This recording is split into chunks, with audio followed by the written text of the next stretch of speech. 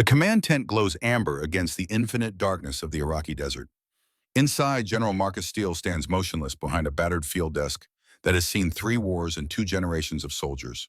The desk's surface is covered in tactical maps marked with grease pencil satellite imagery, still warm from the printer, and fuel requisition forms that tell the story of betrayal in stark numbers and bureaucratic codes. His right hand rests on something that doesn't belong in staff meetings or modern warfare, a Colt 45 pistol, with an ivory handle worn smooth by 60 years of use and 3 generations of violence. The ivory is yellowed with age, stained with old blood that his father never quite managed to clean off after Normandy. There are initials carved into the grip, WTS. William Thomas Steele, who carried this weapon across France in 1944, who killed 17 Germans with it in the hedgerows outside Caen, who came home in 1945 and passed it to his son with one instruction that has echoed through the Steele family for 60 years: use it when words fail and justice demands action. When the system breaks down and a man has to choose between what's legal and what's right, tonight might be that night. Captain Richard Thornhill stands across from him, held in place by fear as much as military discipline. 34 years old, West Point class of '91, the same institution that produced Steele 24 years earlier, though they might as well have attended different academies for how differently they learned its lessons about duty and honor. Thornhill's uniform remains impossibly crisp despite 3 days in combat conditions, pressed creases sharp enough to cut paper-polished brass that catches the light boots that somehow maintain their mirror shine despite the talcum-fine dust that coats everything else in this godforsaken desert. But his face tells a different story. The color has drained completely, leaving him the shade of old paper, the kind that crumbles when you touch it. His hands tremble slightly at his sides, a tremor he's trying to control through sheer force of will and failing. Sweat beads on his forehead despite the desert night's chill that has dropped temperatures into the 40s. Behind Thornhill, Colonel Eleanor Ramsey stands near the tent entrance holding a digital camera, its red recording light a tiny star in the dimness. She's 48 years old, Steele's chief of staff, for 3 years his right hand and his conscience. Her presence transforms this from a private confrontation into something official, something documented, something that will either justify what's about to happen or provide evidence for a court-martial that destroys everything Steele has built over 35 years of service to a nation that doesn't always deserve the sacrifices its soldiers make.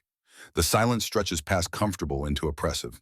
30 seconds, 40, 50, crossing the threshold where silence becomes its own form of pressure, its own kind of violence. The only sounds are desert wind against canvas, that particular whisper of air moving across fabric that sounds like distant breathing, and the deep rumble of generators powering a war that never sleeps. Somewhere outside, a maintenance crew works on an M1 Abrams tank.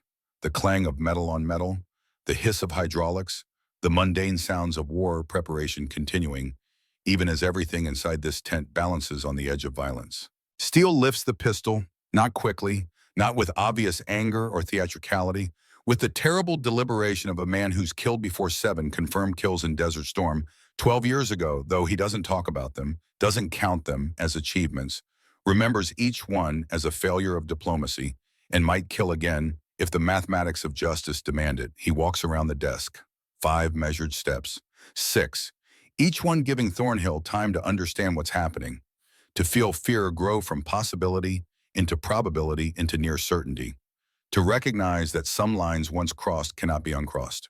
He approaches Thornhill, close enough to see the sweat beading on the captain's forehead despite the desert night's chill, close enough to hear the rapid breathing, 24 breaths per minute instead of the normal 12. Close enough to smell the fear sweat that's different from work sweat or heat sweat, more acrid, more chemical. The smell of a body preparing for fight or flight when neither option is available. Close enough to see the pulse hammering in Thornhill's neck like a trapped bird. Steele presses the barrel against Thornhill's forehead, right between the eyes where a bullet would enter the skull and destroy the frontal lobe before the brain could register pain or fear or regret. The steel is cold. Desert nights are always cold, a fact that surprises soldiers who think deserts are always hot. Thornhill flinches at first contact, then forces himself still through some reserve of professional discipline that's warring with primal terror. Get this Pentagon spy out of my headquarters before I forget we're supposed to be on the same side and blow your goddamn brains all over my operations map.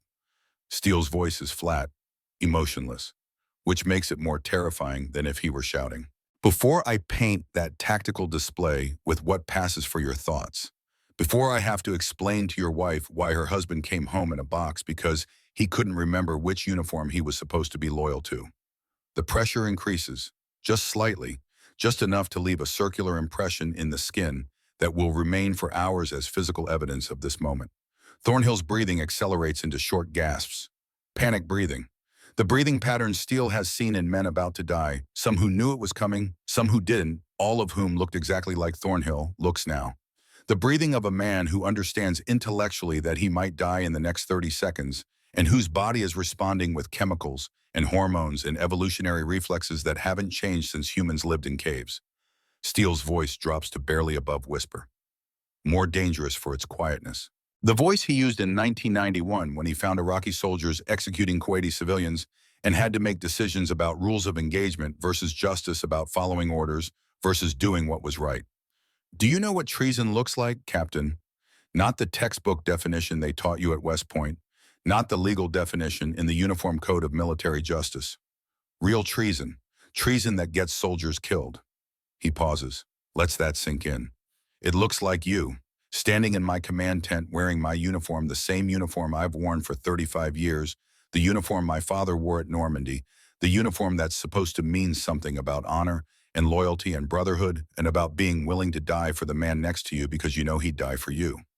Sending classified intelligence to my enemies while my soldiers sit exposed in hostile territory 300 miles from safety. That's not coordination. That's not liaison work. That's not honest disagreement about tactics or strategy. That's betrayal. Plain and simple. And Article 106 of the Uniform Code of Military Justice says betrayal during wartime has one solution. One penalty that doesn't require a trial or a lawyer or 12 good men to sit in judgment. Death. By any means the commanding officer deems appropriate, and I deem a bullet between your eyes very appropriate right now. 45 seconds of pressure. The longest 45 seconds of Richard Thornhill's life. He can hear his own heartbeat pounding in his ears like incoming artillery. The wind outside. Distant artillery. Real artillery, the 155mm howitzers of Alpha Battery, firing harassment missions at Iraqi positions 10 miles away. The generator rumble. Nothing else. Just cold steel against his skin and the absolute certainty that General Marcus Steele has killed men before, not in the heat of combat, but in cold calculation, and will kill again if his personal code of justice demands it. If the math says one death now prevents 10 deaths later. The clock on the desk ticks, one of those old wind-up clocks from Steele's grandfather, a relic from World War I that somehow still keeps perfect time a century later. Each tick impossibly loud in the silence. Once, twice, 3 times. Each tick might be the last sound Richard Thornhill ever hears. Each second might be his last second of consciousness before the 45 caliber bullet, 230 grains of copper-jacketed lead, traveling at 830 feet per second, enters his skull and ends everything he is and ever was and ever could be. Then the image freezes. Time stops. We pull back through layers of decisions and consequences, rewinding 72 hours through the desert in the darkness and to understand how these 2 American officers, both sworn to defend the Constitution, both trained at the same academy, both presumably fighting for the same cause, both wearing the same uniform, arrived at this moment where one holds a gun to the other's head and means it. To watch trust collapse one lie at a time. To see betrayal build brick by brick until it becomes a wall between allies. To witness the machinery of conspiracy grind good men into impossible choices where every option is wrong and someone has to choose anyway. Dawn breaks over the desert like a surgical incision, precise and violent. Red light spreads across sand, extending to every horizon, turning the world into variations of rust and copper and old blood. The sun rises enormous and terrible, a ball of fire that will bake this desert to 120 degrees by afternoon, that will make metal too hot to touch and turn the inside of vehicles into ovens. No trees to break the monotony, no buildings to provide reference points, no landmarks except Highway 1, a 2-lane strip of cracked asphalt built by Chinese engineers in the 1980s, disappearing north into enemy territory, like a dare, like a challenge, like the only road between here and victory. And on that highway, American armor stretching beyond sight. M1 Abrams tanks 70 tons of Detroit steel and depleted uranium armor, each one capable of killing another tank at 3 miles in pitch darkness. Bradley fighting vehicles, their 25mm chain guns elevated for march carrying infantry who will fight from the vehicles or dismount to clear buildings the tanks can't reach. Supply trucks carrying fuel and ammunition and water.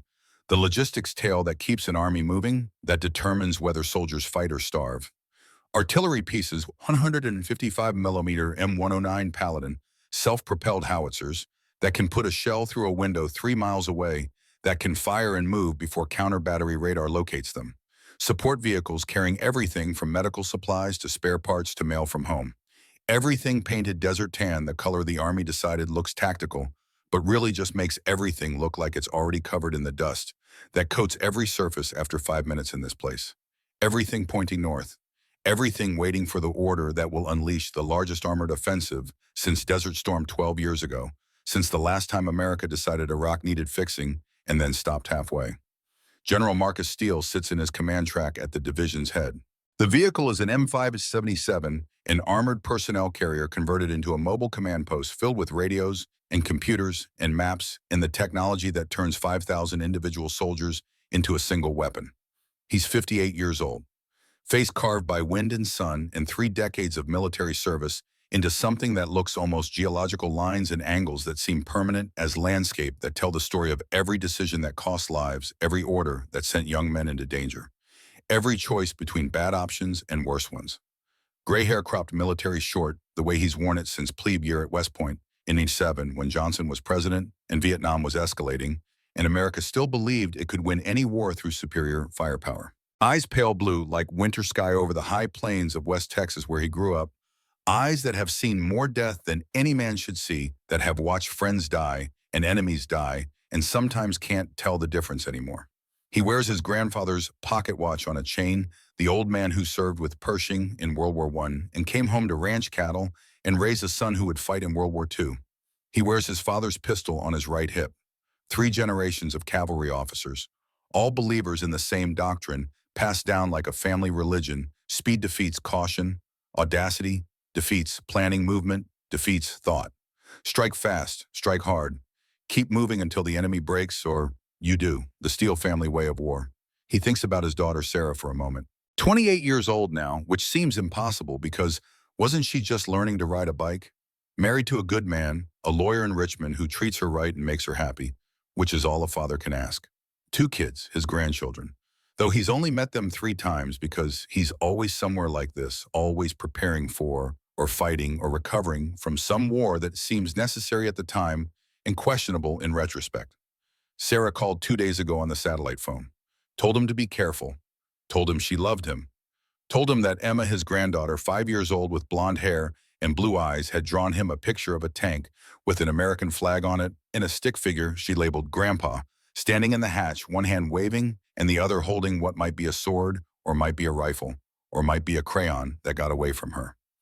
He has that picture in his breast pocket right now. Carries it like a talisman against all the ways a man can die in combat.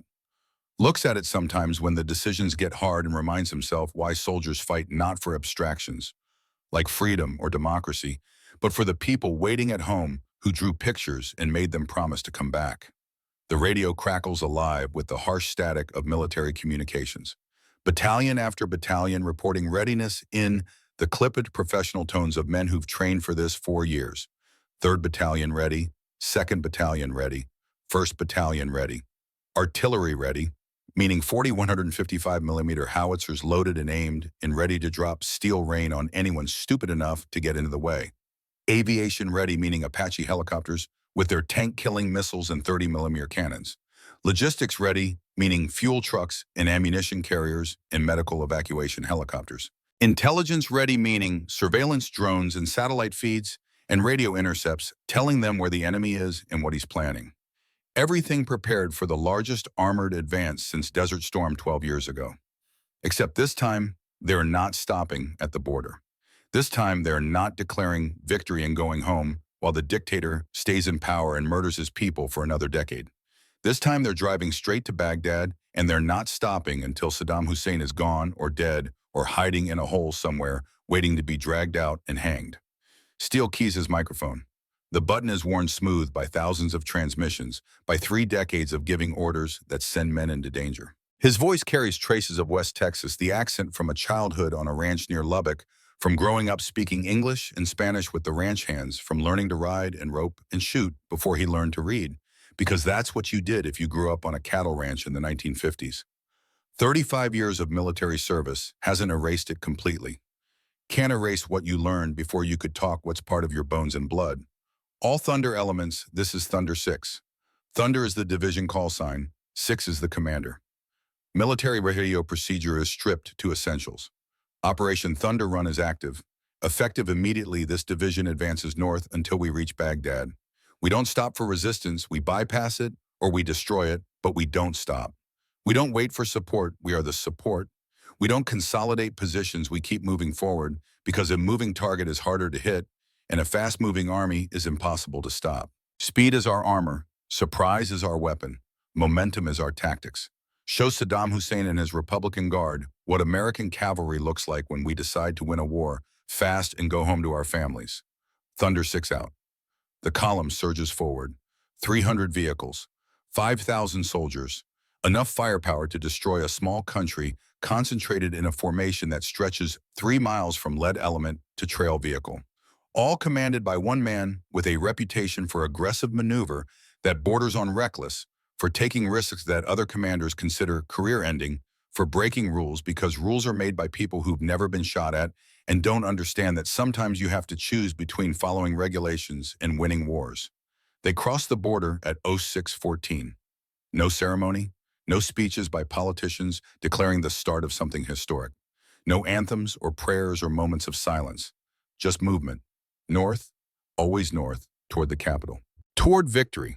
Toward whatever waits in the space between intention and outcome, between the plan and reality, between what generals order and what soldiers accomplish.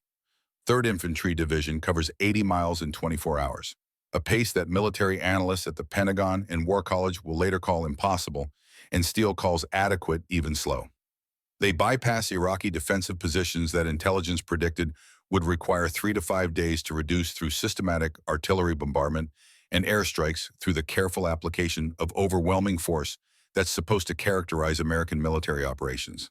They ignore the textbook that says armor needs infantry support within visual range, needs careful reconnaissance before movement, needs time to consolidate and regroup and ensure supply lines are secure. They simply drive. Through daylight when the temperature climbs to 110 and the inside of tanks becomes unbearable. Through darkness, when thermal optics turn night into green-tinted visibility, where warm bodies glow against cool ground and recent tire tracks show as temperature differences in the sand. Through the looking-glass world where technology transforms midnight into something like noon, where American soldiers fight with advantages that would seem like magic to soldiers from previous generations. Around 1400 hours, they encounter the Iraqi 7th Infantry Division, 3 brigades, 9 battalions, approximately 9,000 men, dug into defensive positions along Highway 1 that were prepared over months of work. Anti-tank missiles, Russian-made Konkurs and Metis systems that can penetrate most armor at 2 kilometers. Artillery pre-ranged on the road, every meter marked and registered on firing tables, so they can drop shells with precision on any target. Minefields marked with white rocks for their own forces and hopefully invisible to Americans who don't know what to look for, who might drive tanks onto Soviet-era mines that can blow a track off and leave a 70-ton vehicle immobilized. Everything positioned to stop an American advance for a week, to bleed the Americans, to make them pay for every kilometer in blood and time. A textbook defense prepared by officers who studied at Iraqi War College and learned Soviet doctrine from Russian advisors, and probably think they're very clever, that they've outsmarted the Americans, that superior positions and numerical advantage will compensate for inferior technology and training. Steele doesn't attack the positions head-on, doesn't do the expected thing, the thing Iraqi commanders are prepared for. Doesn't follow the doctrine that says you have to reduce defensive positions through artillery and airstrikes before you advance, that you have to do everything carefully and by the book, and accept that wars take time and patience. He goes around them, orders his tanks off the highway, drive cross-country through terrain Iraqi planners assumed was impassable for heavy armor, because Soviet tanks couldn't handle it, because T-72s with their narrow tracks and underpowered engines would bog down in sand or break their suspension on rocks. Sand and wadis, dried riverbeds that cut through the desert like scars. Rocky ground that seems designed to destroy machinery. terrain that would bog down Soviet-era tanks with their narrow tracks and underpowered 780 horsepower diesel engines. But American M1 Abrams tanks are faster, more reliable, better crewed than anything the Iraqis have ever seen. Turbine engines, jet engines mounted in a tank that produce 500 horsepower and can run on anything flammable: diesel, gasoline, jet fuel, even kerosene if necessary. Wide tracks that distribute the 70-ton weight over larger area that let them cross sand that would trap Soviet tanks. Crews that have trained for 2 years on this exact type of maneuver, that have practiced in the Mojave Desert and Fort Irwin, and know their vehicles better than they know their wives. They flank the entire defensive line. 3 battalions swinging wide in darkness, navigating by GPS satellites orbiting overhead, guided by thermal sights and night vision that turn darkness into advantage instead of obstacle. Commanders standing in open hatches despite the danger, because that's how you fight armor, with head up, eyes open, making decisions in real time instead of hiding inside 70 tons of steel. They hit the 7th Infantry Division from 3 sides simultaneously, from the flanks, from the rear, from directions Iraqi commanders thought were secure that they didn't even bother defending because their Soviet advisors told them heavy armor couldn't maneuver through that terrain, that modern warfare doesn't work that way. The engagement lasts 93 minutes. Steele times it on his grandfather's pocket watch, notes it in his journal later. When it ends, 3,000 Iraqi soldiers are prisoners sitting in the sand with their hands zip-tied behind their backs, with plastic restraints, looking confused and defeated, and perhaps relieved that they survived, that they're out of the war, that someone else will make the decisions now. The 7th Infantry Division has ceased to exist as a fighting force, its units scattered or destroyed, its commanders dead or captured, its defensive line irrelevant. And Steele's column has barely slowed loss, maybe 45 minutes compared to the 6 days it was supposed to take, according to the careful plans drawn up by staff officers at CENTCOM who never served in armor units, who don't understand that sometimes the best plan is to ignore the plan and keep moving. They pushed north, 80 miles, first day complete. Steele makes a note in his journal, something he's done every night of his military career, a habit learned from his father, who did the same thing in World War II, who believed that soldiers owe history an honest accounting of what they did and why. Day 1, 80 miles, 7th ID, destroyed 0 KIA-2 WIA-147 EPW, enemy prisoners of war, numbers that tell a story of overwhelming success. Enemies surprised by speed and maneuver confirms doctrine: audacity defeats preparation. But what happens when audacity runs out of fuel? That last line is prescient, prophetic. In 24 hours, it will seem like he knew something was coming. In a command bunker 20 feet underground in Baghdad, General Hamid al-Tikriti receives the report. He's 52 years old, face weathered by decades of war and dictatorship. Veteran of the Iran-Iraq War, where he learned that casualties are acceptable if they serve the regime, that loyalty matters more than competence, that survival depends on pleasing Saddam more than defeating enemies. He fought Americans in '91, survived the highway of death, where Allied aircraft destroyed the retreating Iraqi army, turned 40 miles of highway into a graveyard of burned vehicles and charred bodies, a turkey shoot that crossed the line from military necessity to massacre. He understands military operations in the abstract, understands American technology in the way a man understands lightning, knows it's dangerous, knows it can kill you, doesn't really understand how it works. And what he's reading now makes no sense within the framework of everything he knows about how Americans fight, how they're supposed to fight, how they fought in 1991. He summons his intelligence officer, a colonel who spent a decade studying American doctrine at Iraqi Military Academy, who can quote American field manuals in English, who's supposed to be able to predict what Americans will do because he's studied them, like some men study scripture. Explain these reports. American forces crossed the border at 6:14 this morning. Intelligence assessment. Your intelligence assessment predicted they needed 2 weeks of preparation before offensive operations could begin. Systematic air campaign lasting 10 to 14 days. Careful logistics preparation, establishing forward supply bases. Construction of field hospitals and prisoner handling facilities. Yet they've advanced 80 miles in 18 hours. They've destroyed an entire division, the 7th Infantry Division. 9 battalions gone like it never existed. They're past our first defensive line, the positions we spent 3 months preparing.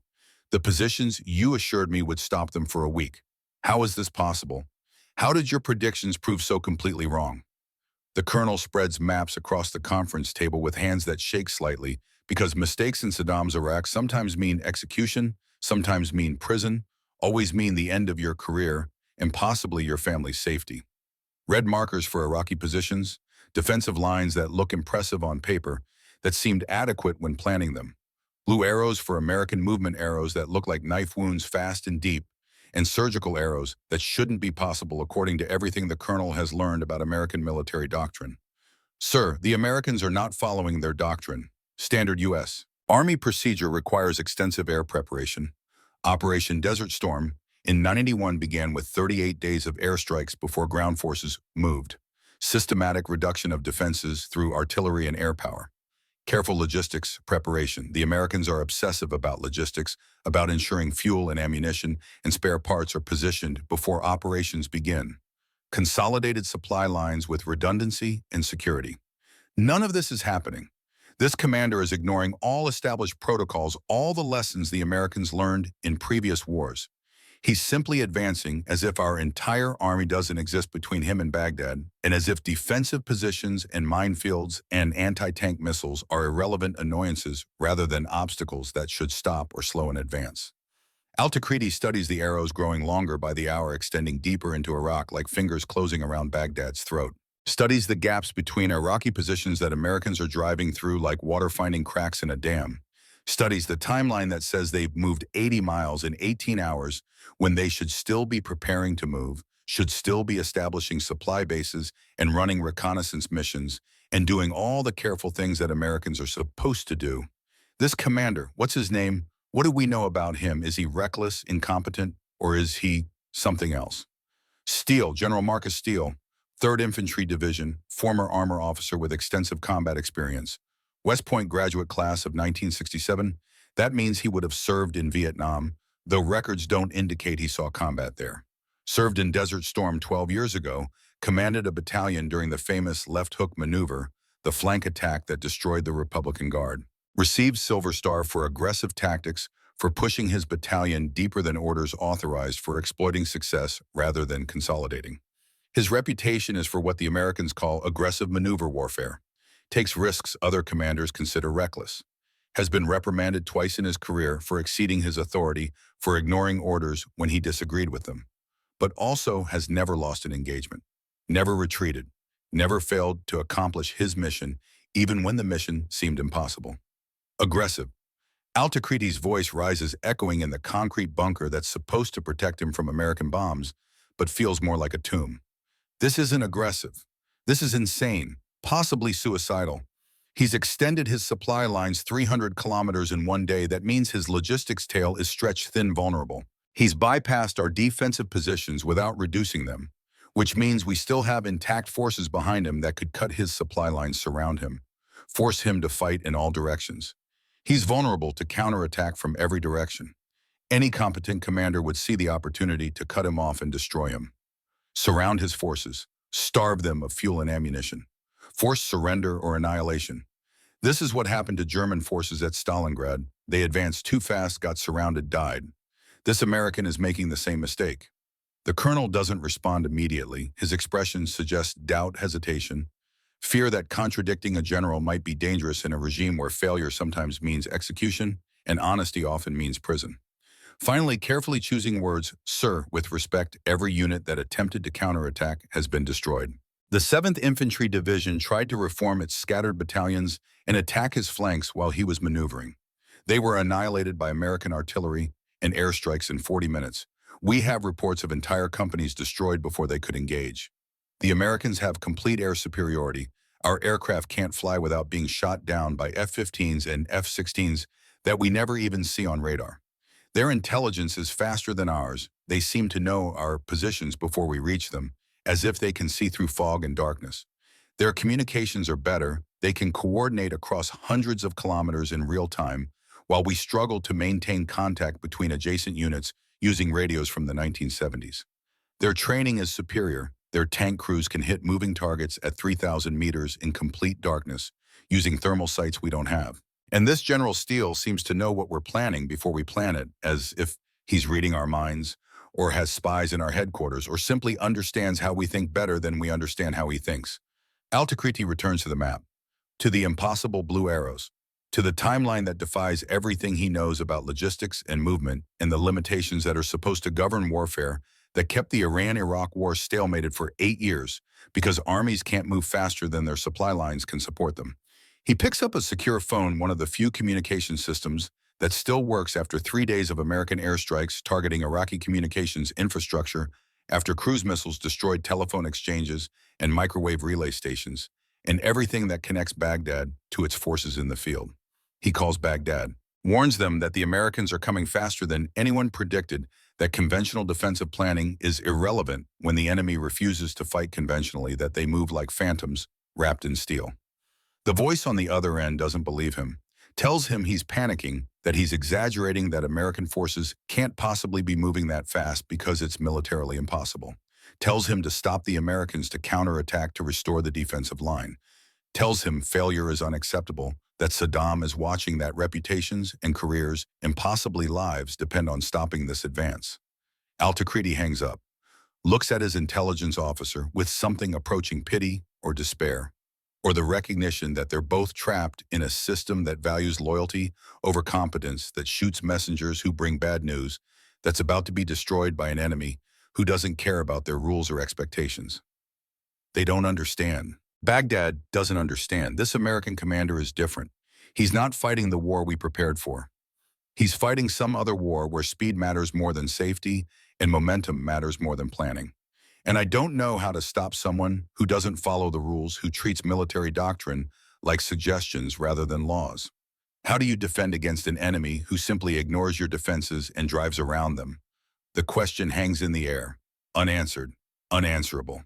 Dawn finds Steele's division 120 miles inside Iraq, deeper in one day than Desert Storm penetrated in 1 week, deeper than analysts predicted they'd be after 10 days of careful advance.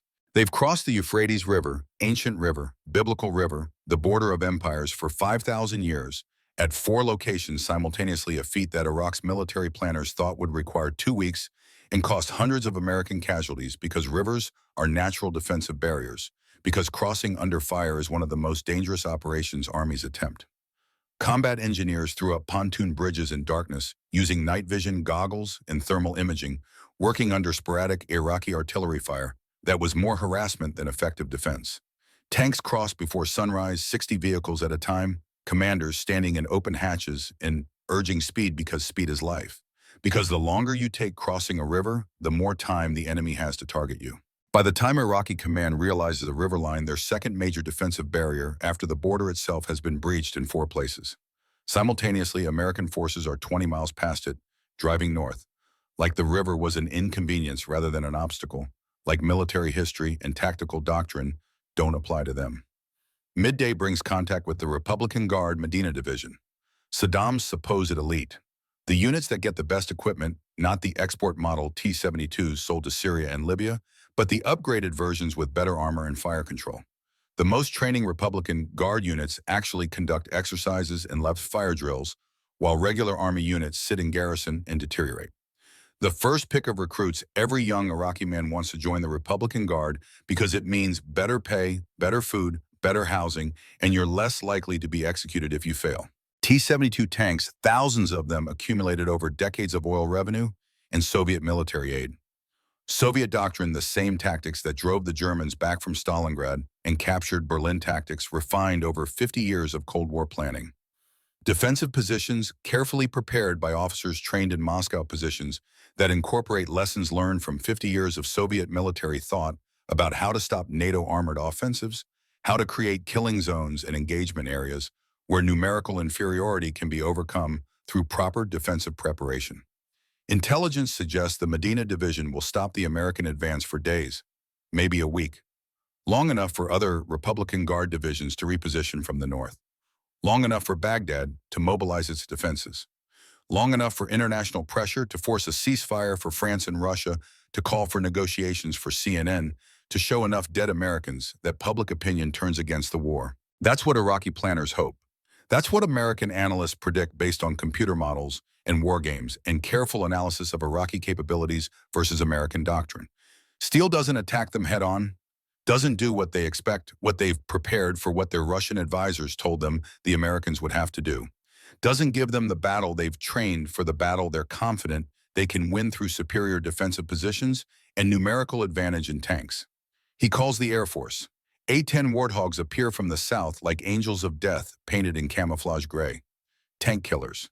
Aircraft designed for one mission and one mission only, destroying Soviet armor. Their 30mm GAU-8 Avenger cannons, the gun's so powerful, they built an aircraft around it, rather than the other way around, the gun that weighs as much as a Volkswagen and fires depleted uranium rounds that can penetrate any armor in the world. Each aircraft carries 1,100 rounds of 30mm ammunition, enough to destroy 1,100 tanks if the pilots are good enough and lucky enough. These pilots are good enough. They have trained for this for years, simulated attacking Soviet tank columns in exercises in Nevada and Germany, know every trick and tactic for finding tanks and killing them. They're lucky too because the Medina Division has no effective air defense. Their anti-aircraft systems were destroyed by F-16s and cruise missiles in the first 24 hours of the war. They make 3 passes, 30 minutes of precision destruction. The Warthogs diving from altitude, lining up on tank columns, firing 2-second bursts that sound like God ripping canvas brrr, then pulling up in tight turns that subject pilots to 6 Gs of forced blood draining from their heads as they climb. Each 2-second burst fires 60 rounds of 30mm depleted uranium ammunition. Each burst destroys 1 tank, turning 70 tons of steel into scrap metal, and its 4-man crew into memories, into names on a list of enemy killed in action, into statistics in the daily situation report. The pilots see explosions through their targeting pods, secondary explosions as ammunition cooks off as fuel tanks, rupture as 3,000 gallons of diesel burn with black smoke that rises straight up in the still air. They see crew members bailing out of damaged vehicles, running across the sand toward Iraqi positions not fast enough. They see the survivors, fewer than expected, waving white flags or lying flat on the ground with hands over their heads. The Medina Division tries to withdraw. Soviet doctrine says when you're losing, you retreat to prepared secondary positions and make the enemy pay to follow you. Fighting withdrawal. Textbook tactics, probably practiced dozens of times in exercises. Probably the right decision given the circumstances. Stay and die or withdraw and maybe survive. Steele predicted this. His staff studied Medina Division commanders, looked at their training records going back to Iraqi Military Academy, their previous battles during the Iran-Iraq War, their tendencies under stress. Built psychological profiles the way FBI profilers study serial killers. Predicted how they'd react to being attacked from the air. Predicted they'd withdraw rather than stay and die because preservation of forces is Soviet doctrine, because Iraqi officers are pragmatists, not fanatics. And positioned 3 battalions of tanks on all the logical withdrawal routes the night before. Sent them cross-country in darkness to blocking positions based on terrain analysis and intelligence assessments and professional judgment about where a defeated commander would try to escape. The Iraqis drive directly into American ambush positions. 3 battalions, 90 tanks waiting in hull-down positions where only their turrets are exposed, where they can see approaching Iraqis but present minimal target. It's not a battle, it's execution. Methodical, brutal, complete. Like shooting fish in a barrel, except the fish are T-72 tanks and the barrel is 5 miles of highway, and the shooting is done by M1 Abrams tanks that can kill from 3,000 meters away, that can penetrate T-72 armor from twice the range the T-72s can penetrate American armor. The Iraqis never have a chance, never even see the Americans until rounds start impacting, never manage coordinated return fire, just die. 3,000 more prisoners. Another Republican Guard division destroyed, its name erased from Iraqi order of battle, its existence reduced to historical footnote. The column pushes north, 120 miles. Second day complete. Steele sits in his command track that evening, studying maps by redded flashlight, because white light ruins night vision, and commanders need to see in the dark. Calculating distances with a ruler and a grease pencil, 60 more miles to Baghdad, 60 more miles to victory or disaster, depending on whether the fuel holds out and the momentum sustains and the enemy doesn't get organized. Fuel consumption, 8,000 gallons per hour when moving at combat speed, less when static, but still thousands of gallons just to keep generators running and vehicles idling and soldiers alive in metal boxes that become ovens under the Iraqi sun. Enemy positions weakening every hour as units are destroyed or surrender or simply abandon their positions and go home because fighting seems pointless when the Americans destroy divisions in hours instead of days. Time, always time, the resource that matters more than firepower or armor or courage, Because every hour of delay gives the enemy time to reposition, gives politicians time to interfere, gives CNN time to broadcast images that might turn public opinion against the war, gives doubters in Washington ammunition to argue for pausing or slowing or stopping. Speed is more than tactics, more than military doctrine, more than preference. Speed is mercy. Speed saves lives by ending wars fast, by not giving the enemy time to kill more of your soldiers or their own civilians. Speed is kindness. Speed gets soldiers home to their families before they're killed or crippled or traumatized beyond recovery. He thinks about his father, dead 20 years now, buried in Arlington in a grave, still visits once a year when duty brings him to Washington. Wonders what the old man would think of this. His father, who crossed the Rhine in 1945, who fought through Germany in the final months of World War II, who told stories when he'd had enough whiskey to loosen his tongue about what happens when armies move too slowly, gives the enemy time to prepare, time to kill you, time to destroy what you're trying to save. His father's philosophy was simple, reduced to essentials by years of combat: get it done fast and get home alive. Don't give them time to organize. Don't give them time to kill your friends. Don't give politicians time to change their minds. Just win and go home. Steele has adopted that philosophy as his own, has made it the foundation of his command. Steele has built a career on being the general who finishes wars fast. Colonel Garrett Blackwood climbs into the track.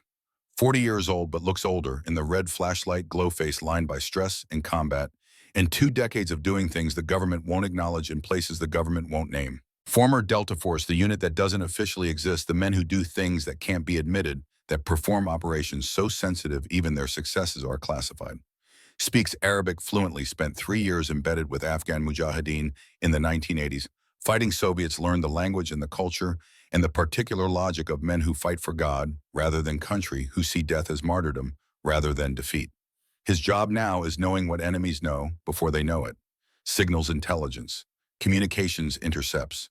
The art of listening to everything and understanding what it means, filtering signal from noise, finding the patterns in chaos that reveal enemy intentions. General, we intercepted Iraqi communications on multiple channels. Baghdad is panicking. Their defensive plans assumed we'd still be south of the Euphrates River, expected us to spend 3 to 5 days preparing to cross building bridges under fire, conducting detailed reconnaissance. Instead, we're 120 miles beyond it, and they're still trying to understand how. They're trying to redeploy the Republican Guard to defend the capital, but their units are scattered, their communications are failing, we've destroyed most of their microwave relays and telephone exchanges, and their commanders are receiving contradictory orders from multiple headquarters that don't coordinate. It's chaos.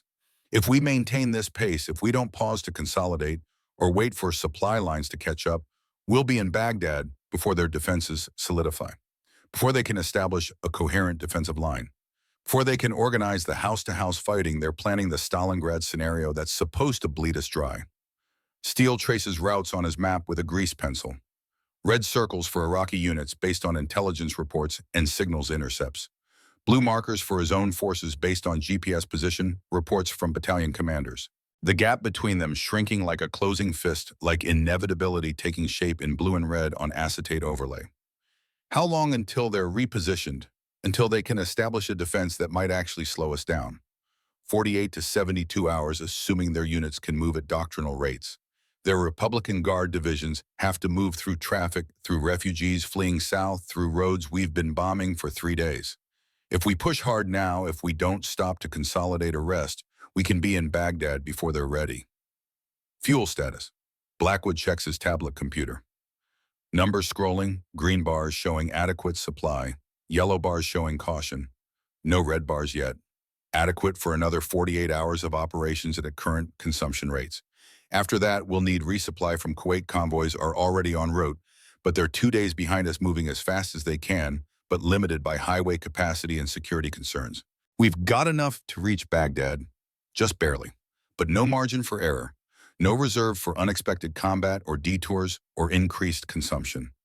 Perfect timing, everything coming together like a well-rehearsed play, even though most of this is improvisation, even though half the plan was thrown out after crossing the border, because reality never matches planning.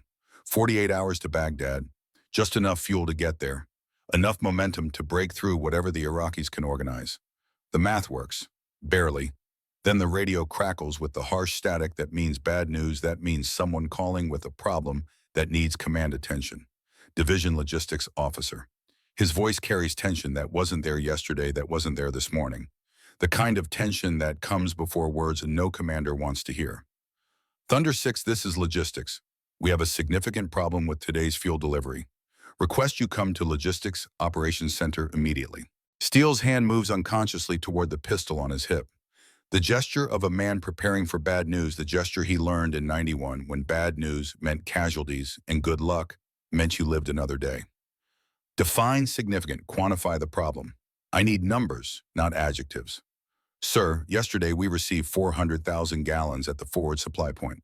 That's adequate for 2 days of operations at current consumption rates, which is our standard operating procedure. Maintain 2 days of fuel go on hand at all times.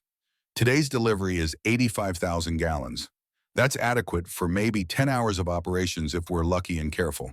Tomorrow's projected delivery is, they're telling us, uncertain. Silence fills the command track, the kind of silence that comes before violence or after disaster. The silence when everyone realizes something is very wrong and nobody knows how to fix it. Blackwood and Steele exchange glances. The unspoken question hanging between them like smoke from a fire you can't see. What changed? What happened between yesterday and today that would cut fuel supplies by 75%? Why would CENTCOM Central Command, the theater headquarters in Tampa, that's supposed to support combat operations, strangle fuel supplies to its most successful unit in the middle of the most successful advance in modern warfare? Uncertain, we're 60 miles from Baghdad, 120 miles from our start point, 300 miles from Kuwait, where the fuel comes from, and our fuel allocation is uncertain. Someone at CENTCOM needs to explain how that's acceptable. Someone needs to explain how you cut supplies to combat units in contact with the enemy. Yes, sir. CENTCOM Logistics says there's a prioritization issue, something about revised operational guidance from Theater Command. Multiple units operating simultaneously. 4th Infantry Division is requesting increased allocation for their advance. They're reviewing our allocation based on updated strategic priorities. That's all they'll tell us. Steele's jaw muscle flexes. The tell that those who know him recognize as the first sign of rage building beneath professional control. The tell that says someone is about to get an education in what happens when you fuck with Marcus Steele's soldiers. Get me General Eisenberg, CENTCOM commander, theater commander, the man who's supposed to be running this war, not his staff, not his deputy, not some logistics colonel. Him, personally, right now. Sir General Eisenberg is unavailable according to his aide. High-level strategic discussions. He'll call back when he can schedule time. The transmission ends with a click that sounds final, that sounds like someone hanging up before you can ask more questions, before you can demand answers they don't want to give. Steele sits motionless, staring at fuel reports that don't make sense, that violate everything he understands about how the military is supposed to work. Yesterday, 400,000 gallons, adequate, normal, what they need to continue operations. Today, 85,000 gallons, barely enough to survive, certainly not enough to continue the advance, just enough to sit in hostile territory and die slowly if the Iraqis figure out you're immobilized and vulnerable. Tomorrow, uncertain, which in military terminology means non-existent, means someone made a decision not to give you fuel and doesn't have the courage to say it directly. His division burns 8,000 gallons per hour when moving at combat speed. Thousands more just idling, just keeping electronics powered and vehicles ready and soldiers alive in machines that need constant fuel to run air conditioning. That's the only thing preventing heat stroke when temperatures reach 120. The math is simple and terrifying. At current consumption rates, they have 10 hours of fuel, 10 hours to cover 60 miles and fight their way into a defended city and win a war. 10 hours before they are immobilized in the middle of enemy territory with the Iraqi army reforming around them, with no ability to maneuver or withdraw, with nothing to do but sit and wait for fuel that might not come, or enemies who definitely will come. Something is very wrong. Wrong in a way that goes beyond logistics mistakes or supply chain errors or bureaucratic incompetence. Wrong in a way that feels deliberate, that feels like someone made a decision to cut his fuel not because of resource scarcity, but because of something else. Politics maybe, rivalry, competition, something that has nothing to do with winning wars and everything to do with winning credit, with determining which general gets the glory of capturing Baghdad, with petty bullshit that shouldn't matter when soldiers' lives are at stake. A UH-60 Black Hawk helicopter descends towards Steele's forward headquarters in a storm of noise and dust. Rotors throwing sand everywhere, creating artificial dust Storm that reduces visibility to zero, that coats everything and everyone in fine grit that gets in your eyes and mouth and equipment. Everyone turns away instinctively, covering faces with scarves or hands squinting against the sandblast. Everyone except one man walking toward the operations tent like he's strolling through a park on Sunday afternoon. Unbothered by sand getting in his eyes or mouth or ears. Unbothered by the heat that's already climbing past 100 degrees at 09:30 in the morning. Unbothered by landing in a combat zone 60 miles from the largest enemy concentration left in Iraq from Republican Guard units that could attack at any time. Captain Richard Thornhill, 34 years old, 6'2". Athletic build maintained through religious gym attendance and careful diet, and the kind of discipline that treats physical fitness as moral imperative. The kind of military bearing that comes from 4 years at West Point, where they teach you to stand and walk and hold yourself like every movement is being graded, like your posture reflects on your character, and your character reflects on your nation. His uniform looks freshly pressed despite the helicopter flight through dust and heat. Battle dress uniform with creases sharp enough to cut paper. Boots that somehow maintain their mirror shine despite desert conditions that turn everything else into the same dusty tan within minutes. His tablet computer is already out, already powered up, already taking notes before he's even cleared the landing zone. Colonel Eleanor Ramsey meets him outside the command tent. She's Steele's chief of staff, his right hand, his filter, his enforcer. The person who translates his intent into orders and makes sure those orders get executed. 48 years old, short gray hair, face weathered by 2 decades of military service, including Desert Storm, where she commanded a company during the breach of Iraqi defenses. No patience for staff officers who arrive unexpectedly and don't have immediate answers for questions she hasn't asked yet. No tolerance for people who waste her time or her boss's time with bureaucratic nonsense. Captain Thornhill. We weren't notified of your arrival. No movement order came through. No warning from CENTCOM that we were getting a liaison officer. No request for billeting or workspace or access to classified systems. Thornhill offers his hand. Firm handshake. Professional smile that's friendly without being warm. The kind of smile people learn in business school or officer basic training when they need to look approachable but don't actually mean it. Apologies, Colonel. Last-minute tasking from CENTCOM. You know how it is. Someone upstairs decides something needs to happen immediately, and here I am 12 hours later. I'm coordinating intelligence sharing between divisions, making sure everyone has the same operational picture, avoiding duplication of effort and resource waste. Standard liaison work. Should only be here a few days, then I'm off to 4th Infantry Division to do the same thing. Ramsey doesn't entirely believe this. Her bullshit detector, developed over 25 years of military service, sharpened by dealing with staff officers who want to look busy without accomplishing anything, is pinging like a submarine sonar. But orders are orders. Even orders that arrive on a helicopter without warning, without paperwork, without explanation, are still orders from someone higher in the chain of command. She leads him to the operations center, where Blackwood is briefing the division staff on Iraqi positions. Current enemy locations based on signals, intelligence, and UAV surveillance. Projected movements based on pattern analysis and understanding of Iraqi doctrine. Defensive preparations they're making around Baghdad.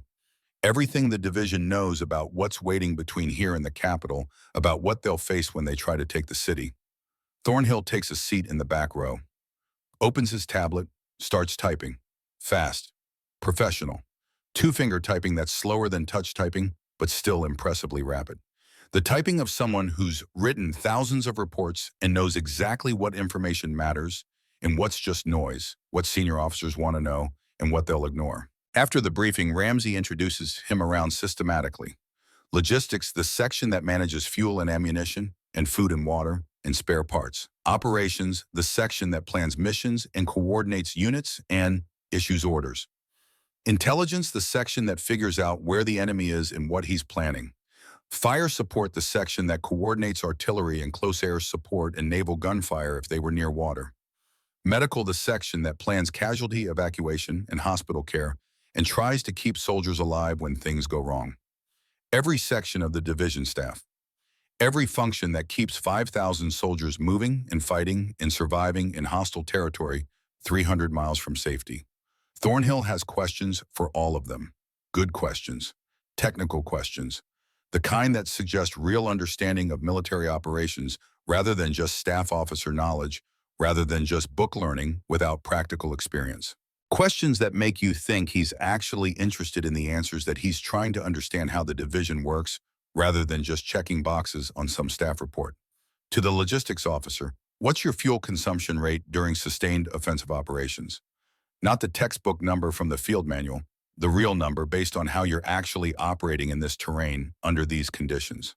The logistics officer, a major who's been managing fuel for 8 months, who knows every tanker truck and pipeline and forward supply point by heart, checks his computer before answering.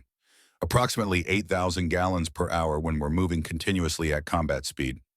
192,000 gallons per 24-hour period.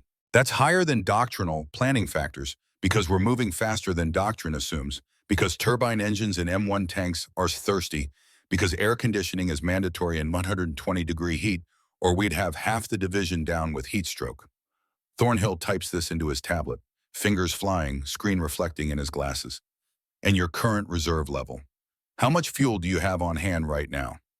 We maintain a 72-hour operational reserve when possible. That's doctrine. Never drop below 3 days of fuel because supply convoys might get delayed or attacked.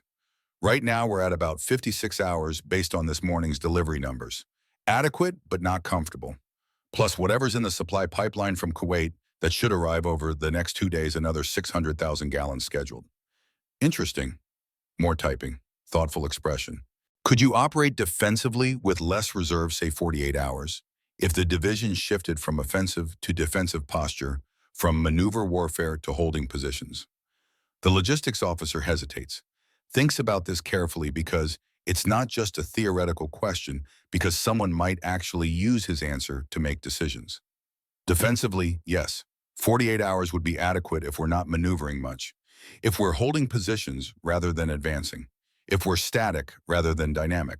But offensive operations require the full 72-hour reserve. We need fuel for speed, for maneuver, for exploitation of success when we break through enemy positions, for the kind of warfare General Steele practices.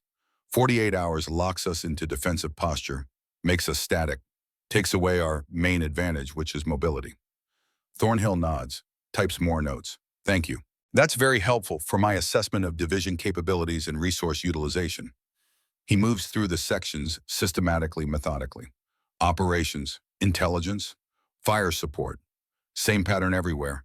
Technical questions about capabilities, about limitations, about what the division needs versus what it could theoretically survive without, about the difference between optimal conditions and minimal acceptable conditions. Questions that seem innocent, professional. Exactly what a liaison officer should be asking to understand operational requirements and resource allocations. But Blackwood watches from across the room. Something bothers him. Not anything specific he can point to and say that's wrong. Just instinct developed over 20 years in dangerous places where asking the wrong question got you killed and trusting the wrong person got your team killed, and the difference between safe and sorry was reading people correctly. Questions that seem innocent but probe for vulnerabilities like a doctor probing for tumors. Interest that seems professional but goes deeper than coordination requires, that feels less like information sharing and more like intelligence gathering. The feel of someone building a target package rather than building understanding. After Thornhill leaves the operations center, Blackwood finds Ramsey in her small office, really just a corner of a tent with a field desk and a folding chair and a laptop connected to classified networks. Eleanor, what do we actually know about Captain Thornhill? Beyond what he told us, beyond the friendly smile and the professional questions. Where's he really from? Who sent him? Why now? CENTCOM liaison officer according to his orders. Orders say he's coordinating intelligence sharing between divisions, making sure we're not duplicating effort or missing threats because we're not talking to each other. And where specifically at CENTCOM is he from? What section, what office, who's his boss? Who would I call if I had questions about his mission? Ramsey pulls up the orders on her laptop. Classified personnel system that shows assignments and authorizations and all the bureaucratic details that define military careers. Reads them carefully, professionally, looking for the details that matter. Frowns that expression she gets when something doesn't add up, when the story doesn't quite match the evidence. Orders say Strategic Planning Division at CENTCOM headquarters in Tampa. Before that, Pentagon, some staff job in Operational Planning Directorate. Before that, staff position with 2nd Infantry Division in Korea. Standard Staff Officer, career progression. All the right schools, Infantry Officer Basic Course, Ranger School Command, and General Staff College.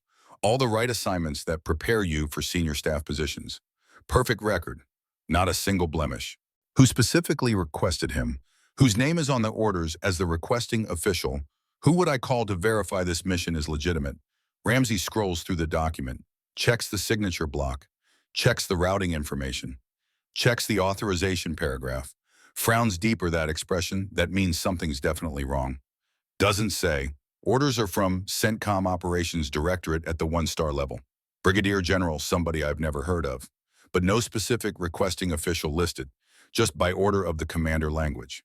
Generic authorization that could come from anyone with access to the right computer systems and the right passwords. Blackwood's frown deepens into something darker. Something that looks like suspicion hardening into certainty. In his experience, 20 years, that includes operations in Afghanistan, Iraq, Colombia, Philippines, Somalia, places that officially never happened and that he'll never be able to talk about. Every order has a name attached. Every tasking has a specific officer who requested it, who can be called if questions arise, who takes responsibility for the decision. Orders without names are orders someone doesn't want traced back to them. Orders that exist in the gray area between authorized and deniable, between legitimate and something else. Eleanor, I don't trust this. Something feels wrong. Can't point to anything specific, but my instincts are screaming. Every alarm bell I have is going off. You think he's here to spy on us, to gather intelligence for someone at CENTCOM who wants to second-guess Steele, to build a case that we're doing something wrong? I think he's here to do something CENTCOM doesn't want officially documented, something someone can deny later if it goes wrong or becomes politically problematic. And given that our fuel allocation just got cut by 75% from 400,000 gallons yesterday to 85,000 today, exactly one day after Captain Thornhill spent 8 hours asking detailed questions about our fuel consumption rates and whether we could operate with less fuel, yes, I think he's gathering intelligence that someone is using to make decisions about our resources. I think someone at CENTCOM or the Pentagon is using him to justify cutting our fuel allocation. Ramsey considers this. She's known Blackwood for 8 years, served with him in 2 units, watched him operate in Afghanistan and Iraq. Trusts his instincts about people in danger more than she trusts most intelligence reports, more than she trusts computer models or analyst predictions. If he says something's wrong, something is usually wrong. His track record is too good to ignore. What do you want to do? Officially, we can't investigate an officer who has proper orders without starting a formal inquiry. Unofficially, I want to monitor him. Carefully, quietly, every email he sends, every phone call he makes, every database query he runs, every conversation he has. I want to know what he's reporting and to whom, who he's really working for and what his actual mission is. Because I guarantee you it's not what he said. Nobody flies to a forward combat zone on 12 hours notice just to coordinate intelligence sharing. That's bullshit. Garrett, that's surveillance of a U.S. officer. That's illegal without proper authorization from a judge advocate or counterintelligence. That's the kind of thing that gets you court-martialed or sent to Leavenworth military prison if anyone finds out. That ends your career and possibly your freedom. So is sabotaging combat operations while soldiers' lives are at stake. So is stealing fuel from frontline units while they're fighting for their lives 300 miles from safety. So is playing political games with resources during wartime. Pick your crime. I'll take the one that keeps our soldiers alive and gives them a chance to go home to their families. Ramsey is silent for a long moment, looking at Blackwood. Seeing the Delta Force operator, he used to be underneath the staff officer he pretends to be now. Seeing the man who'll break rules to accomplish the mission, who treats regulations as suggestions when lives are at stake, who believes that doing the right thing matters more than following procedures. Seeing someone she trusts more than regulations, more than the system, more than the chain of command that sometimes fails the people it's supposed to protect. Do it, but carefully. If he catches you monitoring him, if he figures out we're investigating, this all falls apart, and we're the ones who look like conspirators. And Garrett, if you find evidence that someone really is using Thornhill to undermine our operations, bring it to me first, before you go to Steele. Because if there's really a conspiracy here involving CENTCOM and the Pentagon, we need to handle it carefully. We need ironclad proof before we make accusations that could end careers or start investigations. Can't just burst in making accusations without evidence that would stand up in court-martial.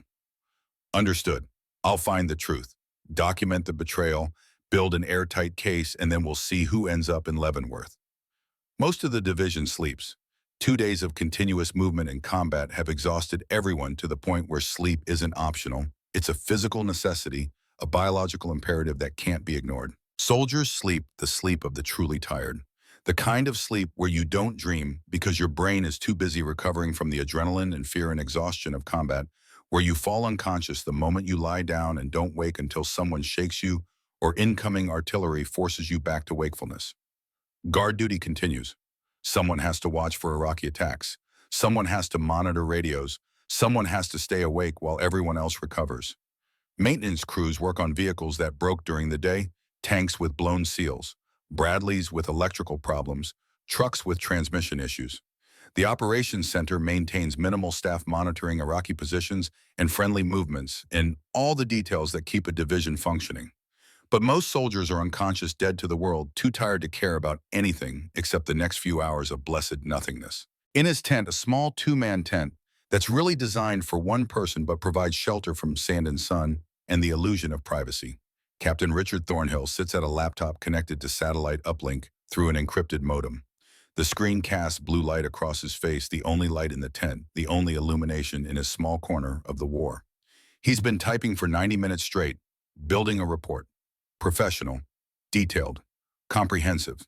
The kind of analysis senior officers request when they want to make decisions that will affect thousands of lives, that will determine who gets resources and who doesn't, that will shape how the war is fought and won or lost. He reviews fuel delivery data pulled from classified logistics databases he has access to as a CENTCOM liaison officer, with top-secret clearance and special authorizations. Consumption rates calculated from movement reports and operations orders, and the daily situation reports every unit files. Supply chain projections showing what's available in Kuwait and what can be transported north given current convoy capacity and security situation and the limitations of trucks driving through a combat zone. He compares what 3rd Infantry Division reported to CENTCOM, their official assessment of fuel requirements, based on planned operations and expected consumption, against what he observed today during his time with the staff, during his conversations with logistics officers and operations planners, and the people who actually run the division's daily operations. The division claims they need 400,000 gallons daily to sustain offensive operations at current tempo, to maintain the pace Steele has set, to continue advancing north at the speed that's characterized their operations so far, to keep moving fast enough that the enemy can't organize, can't reposition, can't establish defensive lines that would slow them down or stop them. Thornhill's analysis suggests they could operate defensively with much less. Perhaps 150,000 gallons daily if they shifted from offensive to defensive posture. If they consolidated positions rather than continuing to advance. If they accepted a slower operational tempo. If they let someone else, 4th Infantry Division, for example, take the lead in the advance on Baghdad. And defensive posture, his report notes, carefully and professionally, would be entirely adequate given current Iraqi capabilities. The enemy is collapsing faster than anyone predicted. Republican Guard divisions are being destroyed in hours instead of days. Iraqi army units are surrendering in large numbers without serious resistance. 3rd Infantry Division has already achieved extraordinary success, 80 miles on day 1, 120 miles by day 2. They could hold current positions indefinitely, while other units that aren't commanded by glory-seeking generals who take unnecessary risks conducted the final advance on Baghdad, could achieve the same ultimate objective with lower resource consumption, lower risk, and acceptable timeline extension. Maybe a week slower, maybe 2 weeks, but safer, more methodical, less likely to end in disaster if something goes wrong. The recommendation emerges naturally from the analysis, logically, professionally. The kind of recommendation that seems obvious once you look at the data with fresh eyes, once you question the assumptions that field commanders make. Reduce 3rd Infantry's fuel allocation from 400,000 gallons daily to 150,000 gallons daily. Redirect the saved resources 250,000 gallons per day to units with higher priority missions. 4th Infantry Division, which is following doctrine and consolidating gains and doing everything carefully and professionally. Optimize logistics for the overall campaign's success rather than enabling one commander's aggressive timeline that might win glory but might also end in catastrophe. It's not personal, the report carefully notes. It's just good management, efficient resource allocation. The kind of decision MBA programs teach and military staff training reinforces. Making hard choices about limited resources. Ensuring the overall campaign succeeds even if it means some units don't get everything they want. He types the subject line carefully, 3ID, Operational Assessment. Day 3, Resource Optimization Recommendations. He addresses it to General William Bradford, Commander 4th Infantry Division. Bradford's unit is 60 miles south of Steele's position, following in 3rd Infantry's dust, doing everything by the book while Steele improvises. Following doctrine. Consolidating gains. Securing supply lines. Being methodical and careful and professional while Steele takes risks that make Pentagon planners nervous. Bradford has been Thornhill's mentor since his Pentagon assignment 3 years ago. The man who guided his career after Thornhill graduated from Command and General Staff College, who promised him promotions and important assignments and eventually a battalion command if he proved himself valuable, if he demonstrated the kind of strategic thinking that separates good officers from great ones. Thornhill clicks the blind copy field, adds another address. Pentagon email with the kind of cryptic addressing that indicates high-level clearance and political appointment at Victor Rousseau Osti. Pentagon, Mill Office of the Secretary of Defense. Deputy Secretary of Defense Victor Rousseau, former CIA operations officer who spent 20 years running covert programs in places the government won't acknowledge, who knows how to manipulate bureaucracies and control information and make things happen without leaving fingerprints.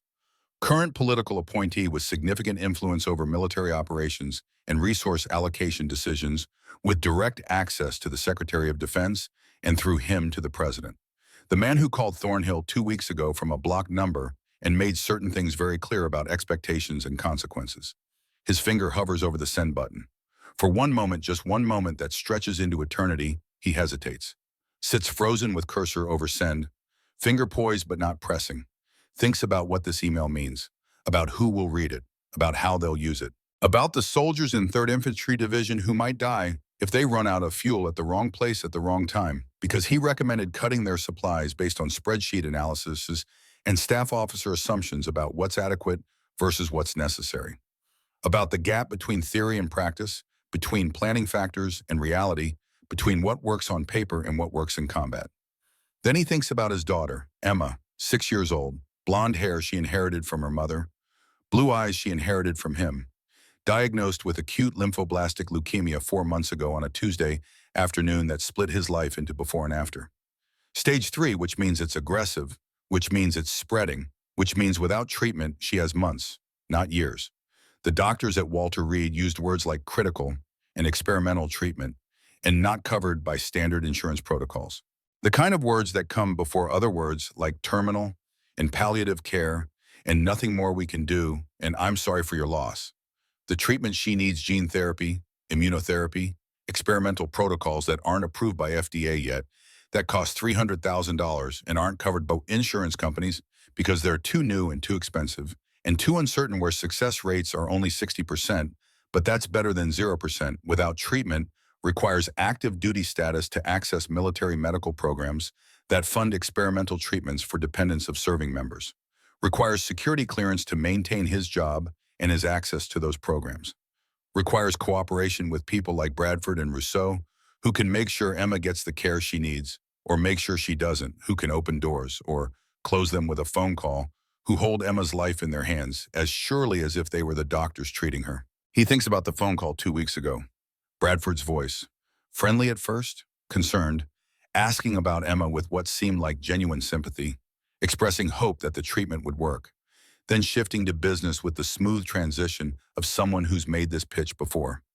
Explaining that the Pentagon could help with Emma's treatment through special medical programs that technically exist but require high-level authorization, could expedite approval through military medical channels that normally take months, could ensure the experimental therapy got covered by special programs that exist for extraordinary cases, could make sure everything was paid for and managed, and his daughter got the best care America could provide, the kind of care that saves lives when conventional treatment fails. All Thornhill needed to do was provide detailed operational assessments when he was deployed. Help his senior leadership understand ground truth versus what ambitious commanders reported.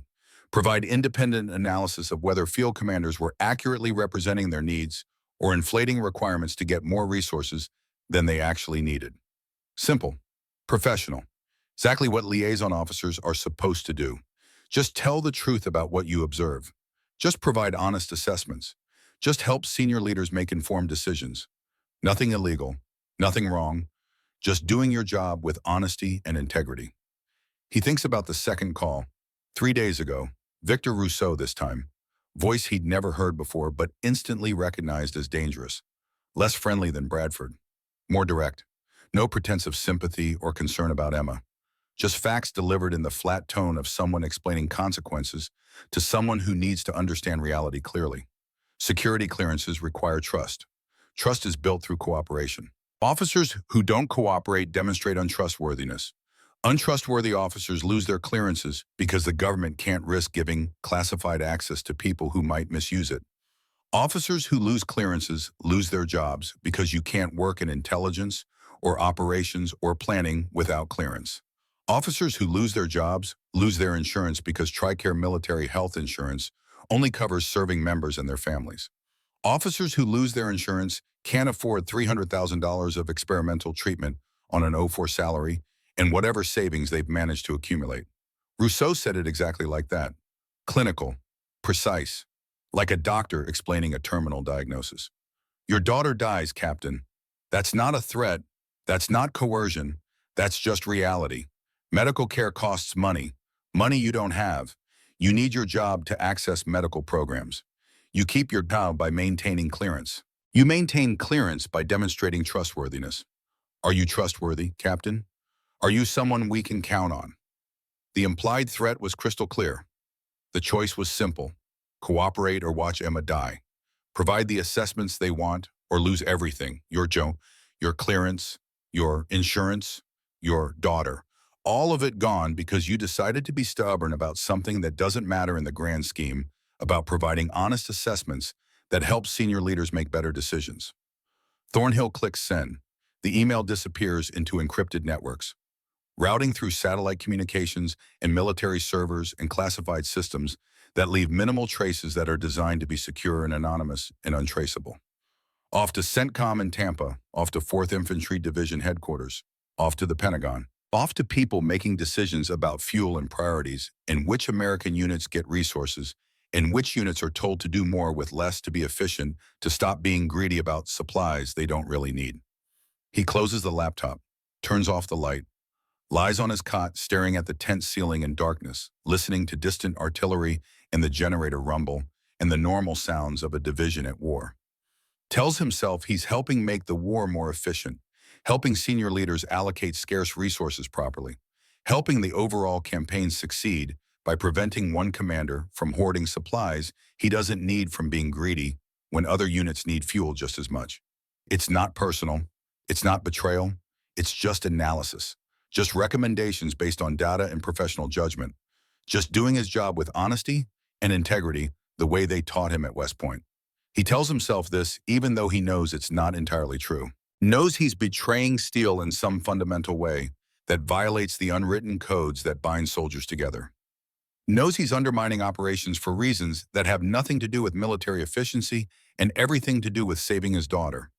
Knows that if 3rd Infantry Division runs out of fuel at the wrong time in the wrong place, some of those 5,000 soldiers will die because of his report, because of his spreadsheet analysis, because he chose his daughter's life over their lives.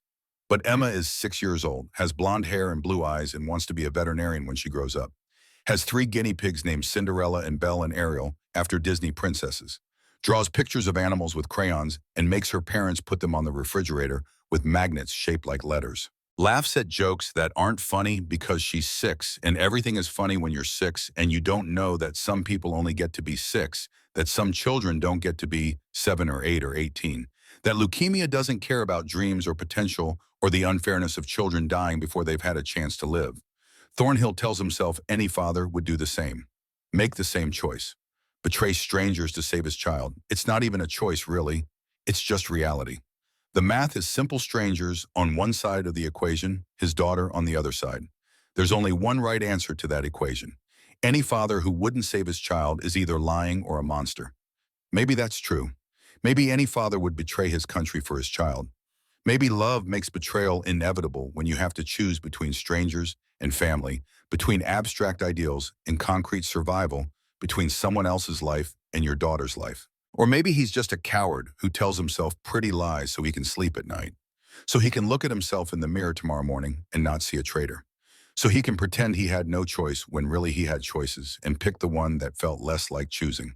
He doesn't know which is true, doesn't want to examine it too closely, doesn't want to think about it beyond the surface rationalization. Just wants Emma to live. Wants her to grow up and go to college and get married and have children of her own. Wants her to have a future beyond 6 years old in a hospital bed with tubes and needles and machines keeping her alive while poison drips into her veins, killing the cancer and nearly killing her in the process. Everything else, honor, loyalty, integrity, courage, all the words they carved into monuments at West Point, all the values they told him mattered more than life seems abstract compared to that concrete reality. Seems less important than Emma's laughter. Seems negotiable when her survival is non-negotiable. The betrayal is complete. The email is sent. The consequences will unfold according to their own logic, according to whatever Bradford and Rousseau decide to do with the information, according to whether Steele figures out what's happening before it's too late. What happens next is out of Thornhill's hands. He's just the analyst providing information, just the messenger delivering assessments. What other people do with that information isn't his responsibility. He's not pulling the trigger. He's just providing data that someone else might use to make decisions that might get soldiers killed. He tells himself that distinction matters, that being one step removed from the consequences makes it less his fault, makes him less responsible, makes it something he can live with. He tells himself that until he almost believes it, until sleep finally comes.